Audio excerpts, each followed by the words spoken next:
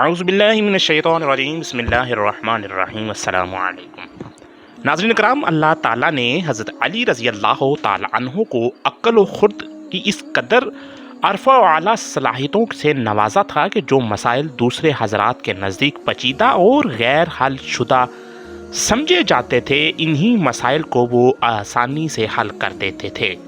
اکابر صحابہ کرام رضوان اللہ اجمعین ایسے اوقات سے پناہ مانگتے تھے جب کوئی مشکل مسئلہ پیش آ جائے اور اس کے حل کے لیے حضرت علی رضی اللہ تعالی عنہ موجود نہ ہوں۔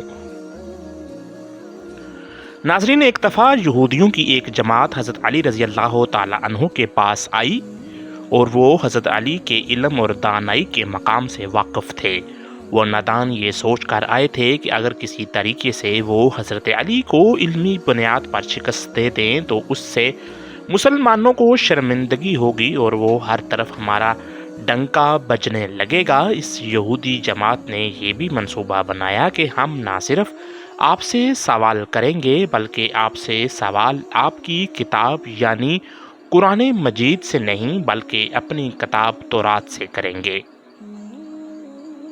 اس جماعت نے من ہی من یہ سوچ لیا تھا کہ اگر حضرت علی ہماری شرائط کے مطابق تورات سے جواب دینے پر راضی بھی ہو جاتے ہیں تو یہی ہماری جیت ہوگی۔ لیکن کیسے؟ ناظرین، یہودیوں کی اس جماعت کا ماننا کچھ یوں تھا کہ حضرت علی بہرحال حضرت محمد مصطفیٰ صلی اللہ علیہ وآلہ وسلم کے ماننے والے ہیں اور حضرت محمد مصطفیٰ صلی اللہ علیہ وآلہ وسلم پر قرآن پاک نازل ہوا، تو یہ بات ممکن نہیں کہ حضرت علی رضی اللہ تعالی عنہ کسی صورت تورات کے سوالوں کا جواب تورات سے ہی دے سکیں۔ ناظرین، یہودی اس کی جماعت کا سربراہ جس کا نام راس الجالوت تھا، اس کی زیر قیادت یہ جماعت حضرت علی رضی اللہ تعالی عنہ کے پاس آئی تھی۔ راس الجالوت بولا، اے علی، ہم لوگوں نے آپ کے علم کا بہت بڑا چرچا سنا ہے۔ حضرت علی مسکرا کر بولے، تو کیا اس بات کی تصدیق کرنے آئے ہو؟ راس الجالوت بولا، ہم آپ سے چند سوالات کریں گے، آپ کو ان کے سوالوں کا جواب ہماری کتاب تورات سے دینا ہوگا، اور اگر آپ نے سب کے سامنے ہمارے سوالوں کے جواب دے دیے تو ہم آپ کو باب العلم مان لیں گے۔ ناظرین، حضرت علی نے مسکرا کر جواب دیا، میں فی الحال اس بات سے بالکل غافل ہوں کہ تم لوگ کیا سوالات کرو گے اور تم کیا سوچ کر آئے ہو۔ اگر میں تمہارے سوالوں کے جواب دینے میں کامیاب ہو گیا تو کیا تم لوگ دین اسلام قبول کرو گے؟ یہودی اس بات پر آمادہ ہو گئے کہ اگر ان کے تمام سوالوں کے جواب انہیں تورات سے مل گئے تو وہ یہودی مذہب چھوڑ کر اسلام قبول کر لیں گے، اور یہ اس بات کی دلیل ہوگی کہ جن سے آپ نے علم سیکھا ہے وہ یقیناً اللہ کی طرف سے بھیجے گئے سچے نبی ہیں۔ ناظرین، تمام معاملات طے پا چکے، پورا مجمع خاموش ہو چکا، سوالوں کا سلسلہ شروع ہوا۔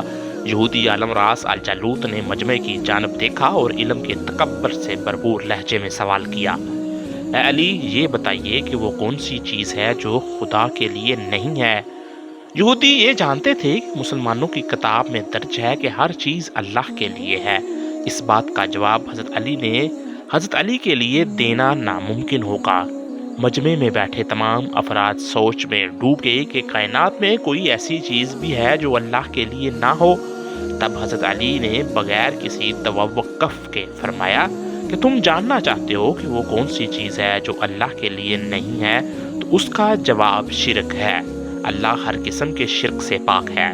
تمام مجمع جو بیٹھا سن رہا تھا بے ساختہ واہ واہ کہہ کر اٹھا۔ ناظرین، اب راس الجالوت نے دوسرا سوال کیا، اے علی، یہ بتائیے کہ وہ کون سی جگہ ہے جہاں اللہ موجود نہیں ہے؟ حضرت علی نے فرمایا، اللہ تعالیٰ ہر جگہ موجود ہے۔ اس پر راس الجالوت بولا، اس سوال کا جواب آپ اب ہماری کتاب سے دیں۔ حضرت علی نے فرمایا، تمہاری کتاب میں یہ نہیں لکھا کہ موسیٰ علیہ السلام کے پاس ایک فرشتہ آیا اور موسیٰ علیہ السلام نے اس سے پوچھا، تم کہاں سے آئے ہو؟ اس نے جواب دیا، میں ساتوں آسمان سے آپ کے پاس حاضر ہوا ہوں۔ اتنے میں حضرت موسیٰ کے پاس دوسرا فرشتہ آیا۔ حضرت موسیٰ نے اس سے پوچھا، تم کہاں سے آئے ہو؟ اس نے جواب دیا، میں زمین کے 7ویں طبق سے آپ کے پاس حاضر ہوا ہوں۔ جناب موسیٰ علیہ السلام نے پہلے فرشتے سے پوچھا 7ویں آسمان میں تمہارے قریب کون تھا؟ فرشتے نے جواب دیا میرے قریب میرا رب تھا۔ موسیٰ علیہ السلام نے زمین سے آنے والے دوسرے فرشتے سے پوچھا تمہارے قریب کون تھا؟ اس نے جواب دیا میرے قریب میرا رب تھا۔ تو اس سے یہ معلوم ہوا کہ ہوا کہ بلندیوں کی انتہا ہو یا گہرائیوں کی انتہا، اللہ رب العزت ہر جگہ موجود ہے۔ ناظرین، راس الجالوت اب تھوڑا گھبرا گیا کہ یہ دیکھ کر کہ حضرت علی نے اس کے سوالوں کے جواب اس کی کتاب سے ہی دے دیے۔ اب اس نے حضرت علی سے تیسرا سوال پوچھا، اے علی یہ بتائیے کہ وہ کون سی چیز ہے جو خدا کے قریب نہیں ہے؟ حضرت علی نے فرمایا ظلم ایک ایسی چیز ہے جو میرے رب کے قریب نہیں ہے۔ ناظرین، اب راس الجالوت نے بے تربے شکست کھانے کے بعد اپنے سوالوں کا زاویہ بدل لیا۔ اب اس نے علمی سوال کی بجائے تاریخی سائنسی سوالوں کی طرف اپنا رخ موڑا۔ بہت ہی تکبر بھرے انداز میں اس نے پوچھا، اے علی اس چشمے کا نام بتائیے جو زمین پر پہلی مرتبہ جاری ہوا۔ حضرت علی بولے اس چشمے کو چھوڑو، پہلے بتاؤ کہ تمہارے دل میں کیا ہے؟ کہ تمہارے دل میں یہ ہے کہ وہ چشمہ بیت المقدس کی ایک چٹان کے نیچے ہے؟ راس الجالوت کے منہ سے بے ساختہ ہاں نکلا۔ حضرت علی بولے کہ آج اپنی اصلاح کر لو، کیونکہ زمین پر بہنے والا پہلا چشمہ وہ نہیں جسے تم لوگ سمجھتے ہو، کہ بلکہ زمین پر بہنے والا پہلا چشمہ وہ ہے جسے حضرت خضر علیہ السلام نے پانی پیا، اور یہی وہ چشمہ ہے جس سے آب حیات جاری ہوا۔ ناظرین، راس جالوت اب مزید گھبرا گیا۔ اس نے گھبراہٹ میں حضرت علی سے ایک اور تاریخی سوال کیا کہ اے علی یہ بتائیے کہ وہ کون سا پتھر ہے جو آسمان سے پہلی دفعہ اتارا گیا؟ حضرت علی نے جواب دینے سے پہلے ایک جملہ کہا، یقیناً تم لوگوں کے ذہنوں میں پہلا پتھر وہ ہے جو بیت المقدس میں نصب ہے، لیکن تم اس بات کو کیوں بھول جاتے ہو کہ خانہ کعبہ بیت المقدس سے کہیں پرانا ہے۔ حجر اسود اسی وقت نصب کیا گیا جب خانہ کعبہ پہلی دفعہ تعمیر ہوا تھا، اور وہ پہلا پتھر ہے۔ یہودی آپ کے جوابات سن کر ہمت نہ کر سکے اور انہیں غلط قرار دے دیا، کیونکہ آپ ان کے جوابات انتہائی دلیل کے ساتھ دے رہے تھے اور ان کی اصلاح بھی کرتے جا رہے تھے۔ اب کی بار راس الجالوت نے ایک سائنسی سوال پوچھا۔ اس نے پوچھا یہ بتائیے وہ کون سی چیزیں ہیں جو مسلسل کم اور زیادہ ہوتی رہتی ہیں؟ حضرت علی نے بغیر کسی توقف کے بولے تم اپنے ماہ سال پر غور کرو تو تمہیں خود ہی اس سوال کا جواب مل جائے گا۔ راس الجالوت نے پوچھا وہ کیسے؟ آپ نے فرمایا کوئی دن اگلے دن کے برابر نہیں ہوتا، اسی طرح گزشتہ رات اگلی رات کے برابر نہیں ہوتی۔ یہی وہ دو چیزیں ہیں جو مسلسل کم اور زیادہ ہوتی رہتی ہیں۔ اور راس الجالوت نے جواب سن کر حضرت علی سے ایک اور سوال کیا کہ زندہ رہنے کی پہچان سانس لینا ہے، کیا کائنات میں کوئی چیز ایسی بھی ہے جو سانس لیتی ہے مگر زندہ نہیں ہے؟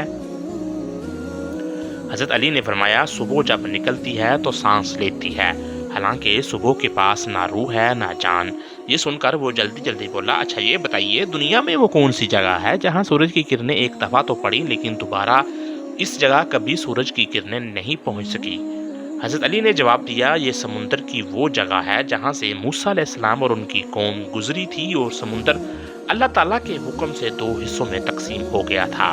بس اس قافلے کے گزرتے ہی سورج کی کرنیں اس جگہ ضرور پڑی تھی، لیکن اس کے بعد سورج کی کرنیں کبھی بھی وہاں نہیں پہنچ سکی۔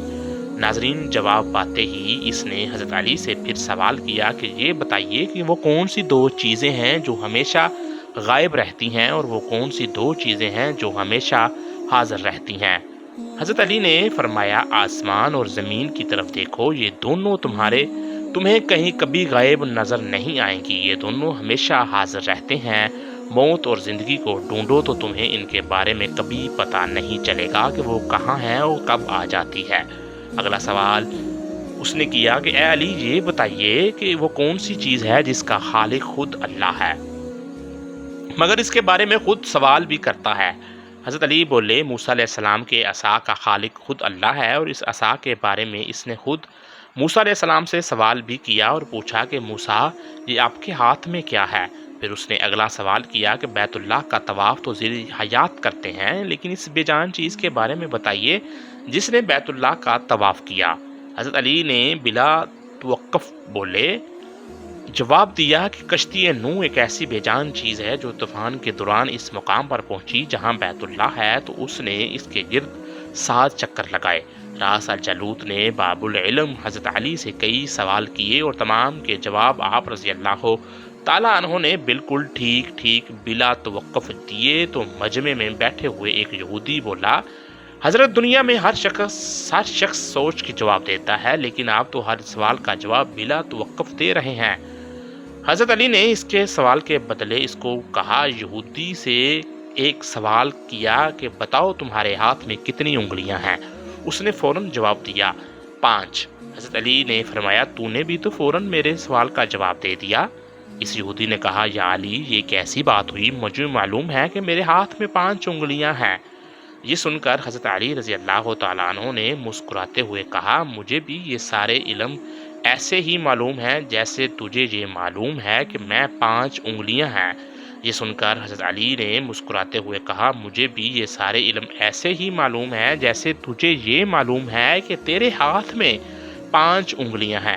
یہودی نادان نہیں جانتے تھے کہ باب العلم کے پاس کائنات کے رازوں کا علم ہے، لیکن جب انہیں تمام سوالات کے جوابات ٹھیک ٹھیک مل گئے تو راس الجالوت سمیت تمام گروہ نے کلمہ پڑھا، سب کے